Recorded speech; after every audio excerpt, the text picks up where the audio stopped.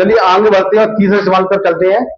किसी 400 लीटर घोल में 15% एल्कोहल है, तो घोल में कितना शुद्ध एल्कोहल मिलाया जाए ताकि घोल में एल्कोहल की मात्रा 32% हो जाए। हमें याद रखना है, अगर एल्कोहल की बात हुई है तो तीनों जगह एल्कोहल ही मिलाना पड़ेगा। तीनों जगह, यहाँ पर और यहाँ मिक्स, यहाँ मिक्स करते हैं। यहाँ पे कितनी मात्रा थी? यहाँ पे 15% है। यहाँ पे कितनी मात्रा है?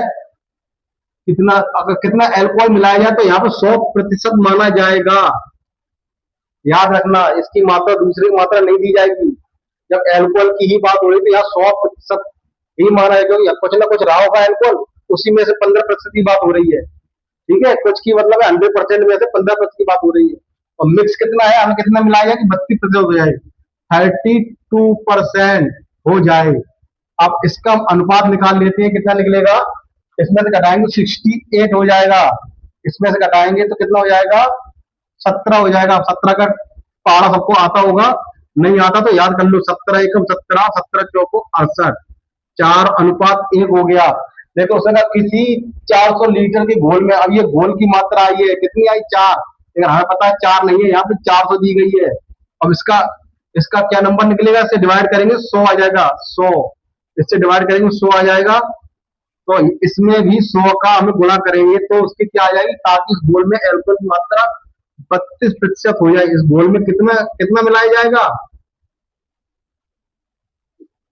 100, 100 का गुणा इसमें होगा तो यहाँ पे 100 आ जाएगी मात्रा। 1 गुणा 100 तो बराबर 100 लीटर में है तो लीटर हो जाएगा, 100 लीटर।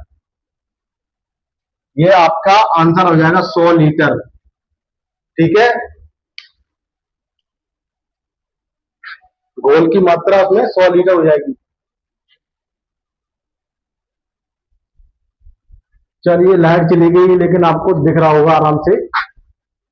एक घोल में 18% नमक है, जिसमें 25 केजी पानी निकाल दिया जाता है। उस घोल में से 25 केजी पानी निकाल दिया जाता है, उस घोल में नमक की मात्रा 24% रह जाती है। घोल में प्रारंभिक मात्रा ज्ञात करो।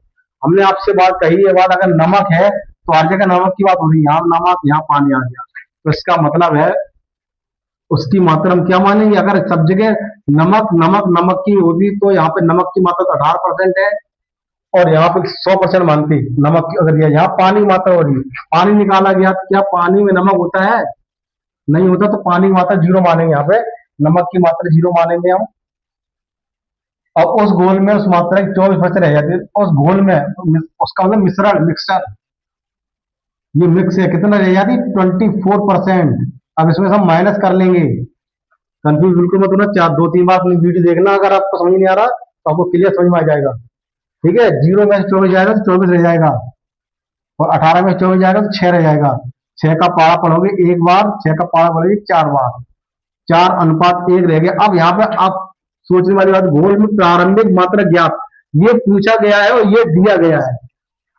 घोल में प्रारंभिक मात्रा ज्ञात करो, ये पूछा गया है, ये दिया गया। ये कितना दिया गया था?